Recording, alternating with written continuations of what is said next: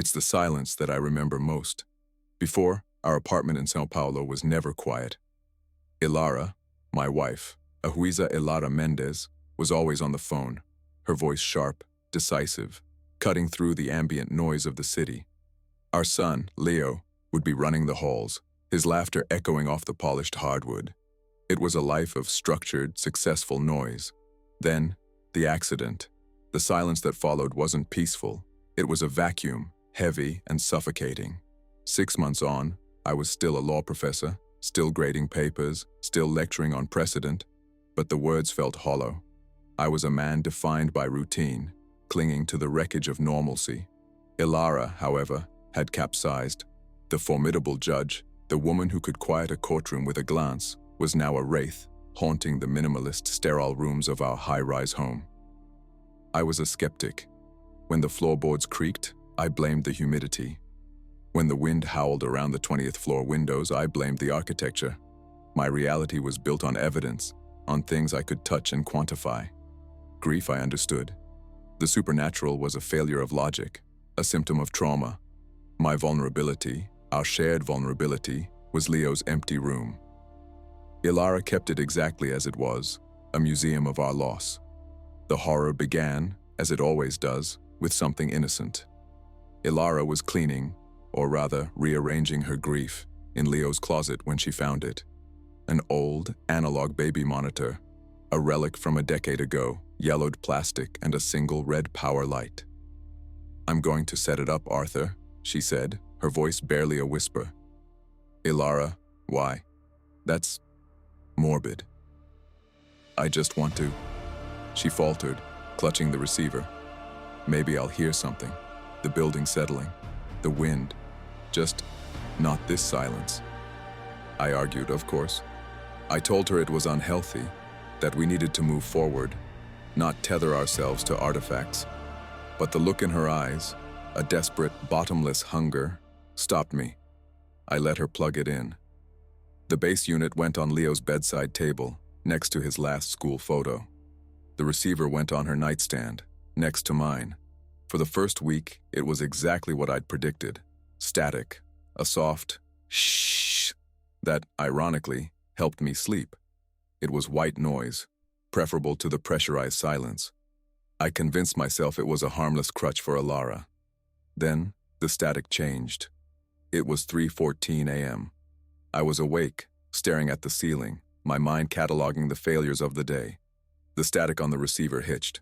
It stopped, then started. A rhythmic shh, shh, shh. "It's just interference," I mumbled, rolling over. "No," Ilara whispered, rigid beside me. "Listen." I listened. Under the static, there was something else. A breath. A soft, wet inhalation. "It's the portero's radio, Ilara. We're picking up interference from the garage." "It's cold," she whispered, pulling the covers tighter. I felt it too. A sudden, piercing chill that had nothing to do with the air conditioning. It radiated from the plastic receiver. I got up, unplugged it, and dropped it into my nightstand drawer. "It's broken. Get some sleep." She didn't sleep. And the next day, I found the receiver back on her nightstand. The intrusions grew. A week later, I was in the kitchen boiling water for coffee, the receiver sitting on the counter. She carried it around with her now, like a talisman. The static crackled, and through it, a sound that made my blood freeze. A child's hum. A simple, tuneless melody. The same one Leo used to hum when he was drawing. I dropped the kettle. Water scalded my hand. "You heard it," she said, standing in the doorway. She wasn't happy. She was terrified. "It's a coincidence," I stammered, my voice sounding weak even to me. "A crossed signal. Someone in the building has a child." "Arthur." The humming. "It stopped when you dropped the kettle." She was right. The monitor was silent, as if it had been listening for my reaction. My skepticism was no longer a fortress. It was a hairline crack in a dam. I still clung to logic, but logic was failing. The sounds were too specific. The cold was too precise. It would appear suddenly, localized entirely around the receiver, making the plastic feel like a block of ice. Then came the first word. Ilara was in the shower. I was alone in the living room, grading exams, the receiver on the coffee table. The static gave way to a single, clear, childlike whisper. It sounded distorted, as if spoken through water, but it was unmistakable. Frio. Cold. I stared at the device. My heart was a drum against my ribs. This wasn't interference. This wasn't imagination. This was an interaction. Ilara emerged, wrapped in a towel. What's wrong? You look like you've seen a... It spoke, I said. She didn't need to ask what. She just nodded, her face pale. He's trying to talk to us. That's not Leo, Ilara. It can't be. Then what is it? That night, she clutched the receiver, holding it to her ear. I lay beside her, feigning sleep, my mind racing. I was trapped between two impossible realities. Either the supernatural was real, or my wife, and now perhaps I was descending into madness. Around 3 a.m. she gasped. I sat up. What? What did it say? Ilara turned to me, her eyes wide with a terrible nascent hope. He said, "No foi accidente." It wasn't an accident. The dam broke. My rational world washed away in a flood of ice-cold terror. Leo's death was an accident. A drunk driver ran a red light. It was a chaotic, meaningless tragedy. This implied intent. This implied a secret. Ilara was galvanized. She wasn't just grieving anymore. She was investigating. She believed our son was contacting her, trying to reveal his own murder. But I felt something else. The voice wasn't Leo. The feeling that came with it, the oppressive cold, the scent of mildew and something metallic, like old blood. It wasn't the presence of a child. It was ancient, and it was malevolent. My investigation didn't focus on Leo's death. It focused on the monitor and on Ilara. I called my colleague Marcos, a fellow professor and a pragmatist. I needed a witness, someone outside the bubble of our grief. "Arthur, you sound terrible," he said over the phone. "Marcos, I need you to come over. I need you to listen to something." He came that evening. Ilara had locked herself in the study, communicating, as she called it. I set the receiver on the dining table between us. "It's a baby monitor," he said, skepticism radiating from him.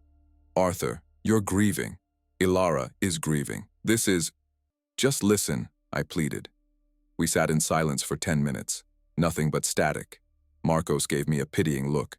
"See? It's nothing, my friend. Your mind is playing." The static cut out. The room temperature plummeted.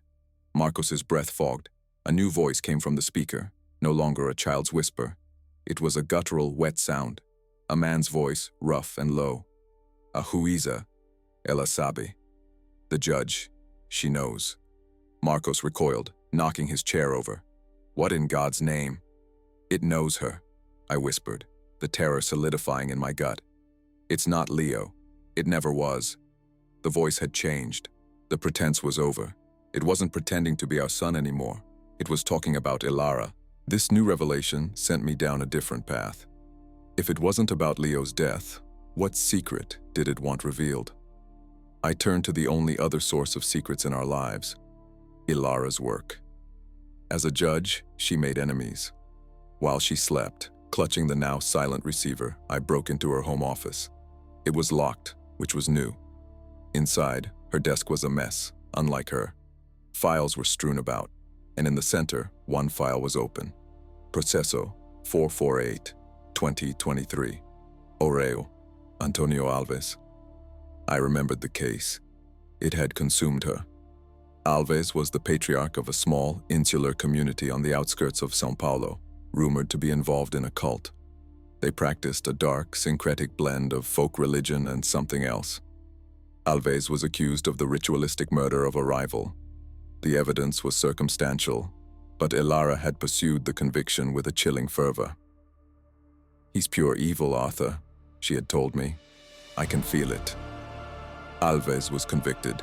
He had stood in her courtroom, looked her directly in the eye, and said, "You are judging a power you do not understand, Doutora.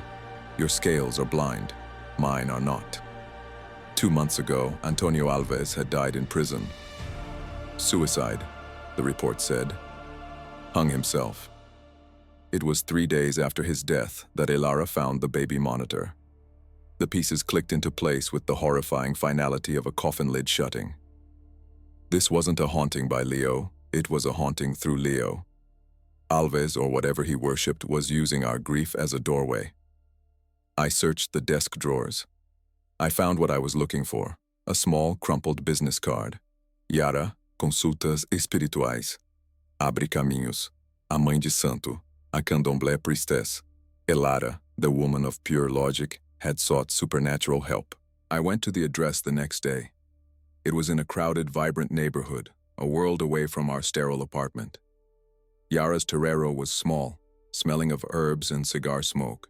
She was an old woman with eyes that saw far too much. "I knew you would come," she said, not looking up from the cowrie shells she was reading. "The husband of the Huiza. What did my wife do?" Yara finally looked at me. Her gaze was heavy with pity. She came to me desperate. She wanted to speak to her son. I told her no.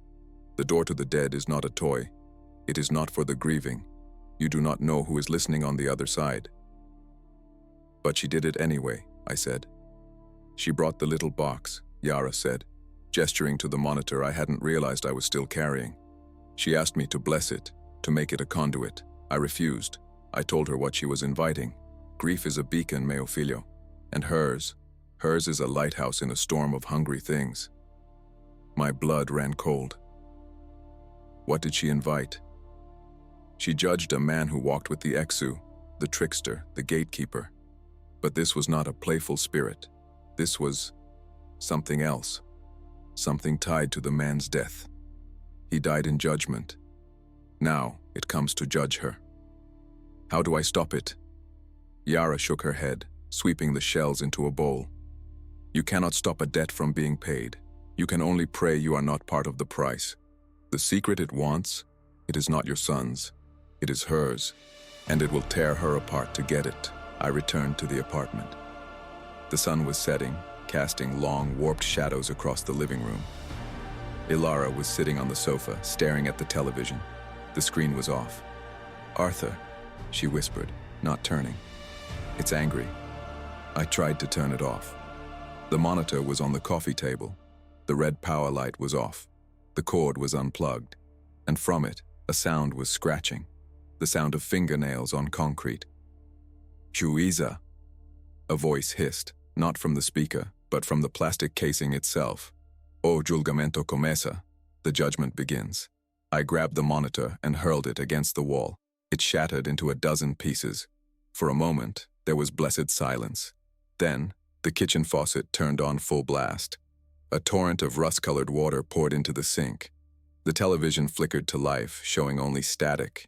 And in the static, a face, a distorted, screaming face. Antonio Alves. I ran to Elara, grabbing her arm. "We have to leave, now." We ran to the front door. I fumbled with the locks. As I pulled the door open, the hallway beyond was not the hallway of our building. It was a long, narrow corridor of sweating stone, dark, wet, and shrinking. It smelled of urine, fear, and cheap cachaça, a prison cell. Elara screamed and collapsed. I slammed the door shut. "It's a hallucination," I panted, my back against the door. "It's trying to—" "It's not," she whispered. "It's his cell. I can smell it." The apartment, our sanctuary, was now the prison. The entity was no longer bound to the monitor. We had broken its cage, and now it was free. The lights died. We were plunged into the oppressive darkness of the 20th floor, high above the city, but utterly submerged. Only the static-filled television screen cast a flickering, pale light. "What does it want, Elara?" I begged, shaking her. "What is the secret? The case? Alves, what did you do?" I, she stammered, her mind fragmenting. "Ela sabe," the voice whispered. It was everywhere now. From the air vents, from the sink drains, from the darkness in the corners of the room. It was a witness, Elara suddenly choked out, her voice unnaturally flat. "A witness?" the man's brother. He gave Alves an alibi. But that witness never testified. I buried the report, she confessed, the words tearing out of her. I knew Alves was guilty. I knew it. The report, it was probably a lie, but it would have created reasonable doubt. I made it disappear. I judged him. The shocking secret wasn't that Leo was murdered. The secret was that Ilara, the bastion of law, had broken it. The television static resolved. It was no longer Alves's face. It was Leo's, my son, smiling. Mama? His voice, pure and perfect, came from the screen. Está tão frio. Ilara let out a wail, a sound of pure animal grief, and scrambled towards the television. Leo, meu filho.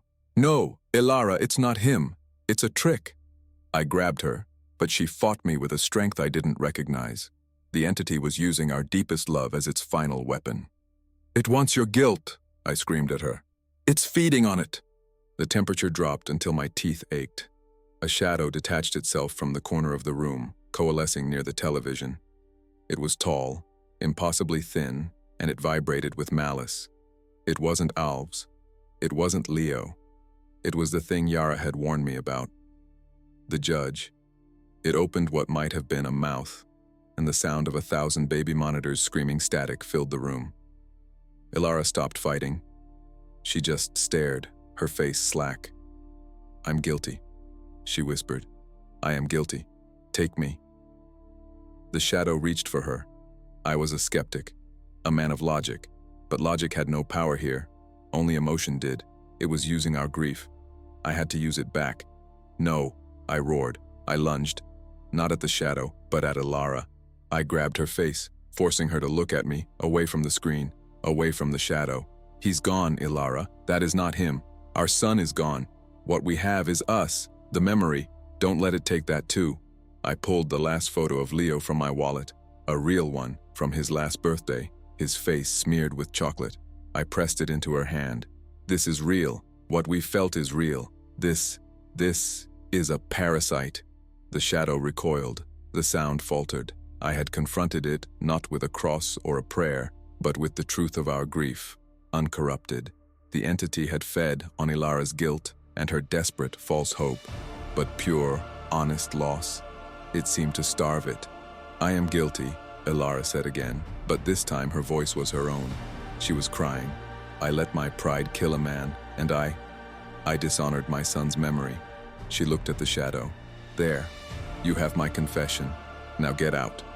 The figure on the television screamed, a sound of rage and static. The lights in the apartment exploded in a shower of sparks. The windows cracked under an impossible pressure. And then, silence. The real silence. The empty, hollow silence of loss. The presence was gone. It had what it wanted.